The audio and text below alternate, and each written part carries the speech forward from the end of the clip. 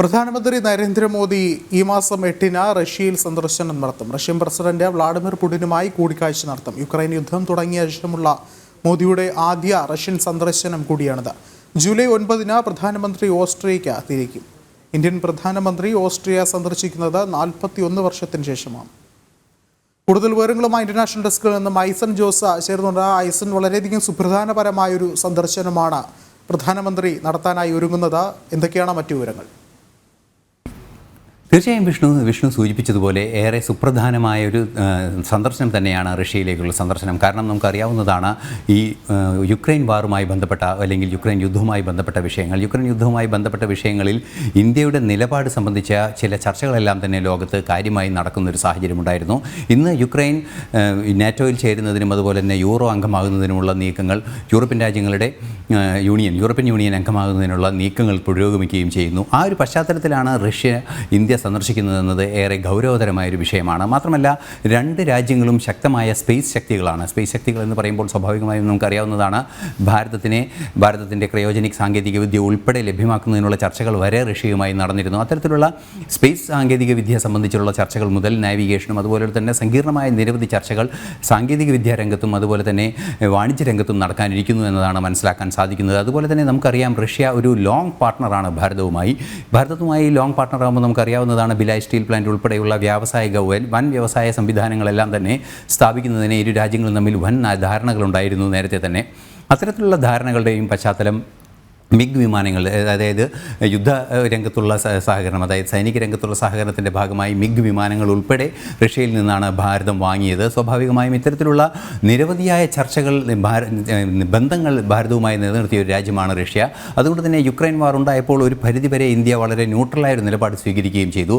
അതിനുശേഷമാണ് അദ്ദേഹം യുക്രൈനിലെത്തുന്നത് എന്നത് ഏറെ ഗൗരവമർഹിക്കുന്ന ഒരു കാര്യം തന്നെയാണ് എന്ന കാര്യത്തിൽ തർക്കമില്ല. തുടർ ചർച്ചകൾ ഏത് രീതിയിലായിരിക്കുമെന്നെല്ലാം തന്നെ ഈ 8-9 ദിവസങ്ങൾക്ക് തൊട്ടു മുമ്പായി നമുക്ക് ഏതാണ്ട് സൂചനകൾ ലഭിക്കുമെങ്കിൽ കൂടി നമുക്ക് മനസ്സിലാക്കാൻ സാധിക്കുന്നത് രണ്ടു രാജ്യങ്ങളും തമ്മിലുള്ള വാണിജ്യപരമായും അത് മറ്റു തരത്തിലുള്ള എല്ലാ രീതിയിലുള്ള സഹകരണം ഊട്ടിയുറപ്പിക്കുന്നതിനും പ്രത്യേകിച്ച് സ്പേസ് ഡിപ്ലോമസിയുടെ സാധ്യത ഇരു രാജ്യങ്ങളും തമ്മിൽ ശക്തമാക്കുന്നതിനുള്ള നീക്കങ്ങൾ തന്നെയായിരിക്കും ഉണ്ടാകുക എന്നാണ് മനസ്സിലാക്കാൻ സാധിക്കുന്നത്. മറ്റൊരു പ്രധാന വിവരം നമുക്കിപ്പോൾ ലഭ്യമാകുന്നത്, ചില സൂചനകളെല്ലാം തന്നെ ലഭ്യമാകുന്നത് സെൻറ്റ് പീറ്റേഴ്സ്ബർഗിലും അതുപോലെ തന്നെ വ്ളാഡിവോസ്റ്റോക്കിലും 2 കോൺസുലേറ്റുകൾ കൂടി സ്ഥാപിക്കുന്നതിന് ഭാരതത്തിന് ലക്ഷ്യമുണ്ട് എന്നാണ്. സ്വാഭാവികമായും ഈ കോൺസുലേറ്റുകളുടെ എണ്ണം വർദ്ധിക്കുമ്പോൾ, പരസ്പരം കോൺസുലേറ്റുകൾ സ്ഥാപിക്കുമ്പോൾ നമുക്ക് മനസ്സിലാക്കാൻ സാധിക്കുന്നത് ഇമിഗ്രേഷൻ സാധ്യതകൾ വർദ്ധിപ്പിക്കുക, അത് വിദ്യാഭ്യാസപരമായി നമുക്കറിയാം, മോസ്കോ വർഷങ്ങളായി അറിയുന്ന അല്ലെങ്കിൽ നൂറ്റാണ്ടുകളായി തന്നെ അറിയപ്പെടുന്ന വിദ്യാഭ്യാസ നഗരം എന്നറിയപ്പെടുന്ന ഒരു നഗരമാണ്. സ്വാഭാവികമായും വിദ്യാഭ്യാസ രംഗത്തെ ഒരു സ്റ്റുഡൻറ്റ് എക്സ്ചേഞ്ച് ഒക്കെ നടക്കാനുള്ള സാധ്യതകൾ, അല്ലെങ്കിൽ ഈ ജോലി സംബന്ധമായ റഷ്യയിലേക്ക് ജോലി തേടി പോകുന്നതിനുള്ള സാധ്യതകൾ, റഷ്യക്കാർക്ക് തിരിച്ച് ഭാരതത്തിലെത്തുന്നതിനുള്ള സാധ്യതകൾ, അത്തരത്തിൽ വിശാലമായ വിസ സംവിധാനങ്ങളെല്ലാം തന്നെ കുറേ കൂടി കാര്യക്ഷമമായും വിശാലമായും നടപ്പാക്കുന്നതിനുള്ള സംവിധാനങ്ങളുടെ ഭാഗമായാണ് ഈ കോൺസുലേറ്റുകളെല്ലാം തന്നെ സ്ഥാപിക്കുന്നത്. ഈ സെൻറ്റ് പീറ്റേഴ്സ്ബർഗിലും അതുപോലെ തന്നെ വ്ളാഡിവോസ്റ്റോക്കിലും ഈ 2 കോൺസുലേറ്റുകൾ കൂടി സ്ഥാപിക്കാനുള്ള നീക്കങ്ങൾ നടക്കുന്നു എന്ന് പറയുമ്പോൾ അത്തരത്തിലുള്ള മാനുഷികമായ ചില എക്സ്ചേഞ്ചുകൾ നടക്കാനുള്ള സാധ്യത, അതായത് സാംസ്കാരികമായും അതുപോലെ തന്നെ മറ്റു ക്രയശേഷിയുടെ കണക്കെടുത്താൽ ആ രീതിയിലും എക്സ്ചേഞ്ചുകൾ നടക്കാനുള്ള സാധ്യതയുണ്ട്.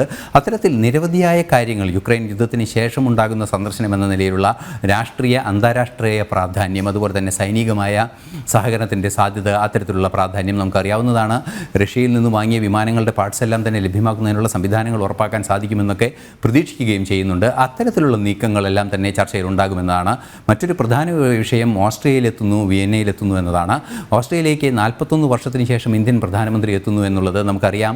10 വർഷം മുമ്പ് പ്രധാനമന്ത്രി 2014 അധികാരത്തിലെത്തിയപ്പോൾ രാജ്യങ്ങളുമായുള്ള ബന്ധം വിശ്വഗുരു സ്ഥാനത്തേക്ക് ഭാരതത്തെ എത്തിക്കുന്നതിന് പ്രധാനമന്ത്രിയുടെ നീക്കങ്ങളേറെ പ്രയോജനം ചെയ്യപ്പെട്ടിരുന്നു. അതുപോലെ തന്നെ 10 വർഷമായുള്ള ആ പ്രവർത്തന രീതിയുടെ വീണ്ടുമുള്ളൊരു തുടർച്ചയിലേക്ക് കാര്യങ്ങൾ പോകുന്നു എന്നാണ് മനസ്സിലാക്കാൻ സാധിക്കുന്നത്. കുറച്ചു കാലമായി, അതായത് ഈ തെരഞ്ഞെടുപ്പുമായി ബന്ധപ്പെട്ട വിഷയങ്ങളിൽ വിദേശ സന്ദർശനങ്ങളെല്ലാം തന്നെ കുറഞ്ഞൊരു സാഹചര്യത്തിൽ വീണ്ടും വിദേശ സന്ദർശനങ്ങൾ ഉണ്ടാകുമ്പോൾ ആ രാജ്യങ്ങളുമായുള്ള ബന്ധം കൂടുതൽ ശക്തമാകുന്നു. 41 വർഷം, അതുപോലെ തന്നെ വലിയ വർഷങ്ങളുടെ ഇടവേളകൾക്ക് ശേഷം പ്രധാനമന്ത്രി പല രാജ്യങ്ങളിലും, ലോകരാഷ്ട്രങ്ങളിലെ പല രാജ്യങ്ങളിലും എത്തുന്നു എന്ന മറ്റൊരു പ്രത്യേകത കൂടി പ്രധാനമന്ത്രിക്ക് ഉണ്ടായിരുന്നു. അതിൻ്റെ അവസാനത്തെ ഉദാഹരണമായി ഓസ്ട്രിയയിലേക്കുള്ള സന്ദർശനത്തിൻ്റെ സാധ്യതയും നിലനിൽക്കുന്നു. വ്യക്തമാണ്. ഐസൻ ജോസാണ് വിവരങ്ങൾ നൽകിയത്.